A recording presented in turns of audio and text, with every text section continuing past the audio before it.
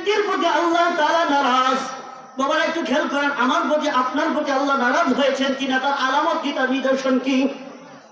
যেই বান্দার প্রতি আল্লাহ তাআলা নারাজ, ওই বান্দা থেকে প্রথমে তার সম্পদ ছিনিয়ে নেন না, ওই বান্দা থেকে প্রথমে তার জমিজমা ছিনিয়ে নেন না, সন্তান ধ্বংস করে দেন না, তার টাকা পয়সা ছিনিয়ে নেন না, বড় বিপদে ফেলান না, বরং প্রথম হইল আল্লাহ তাআলা তাকে তার কুদরতি কদমে, আল্লাহ অর্থাৎ আল্লাহর কুদরতি কদমে সেজদা দেওয়ার তৌফিক ছিনিয়ে নেন।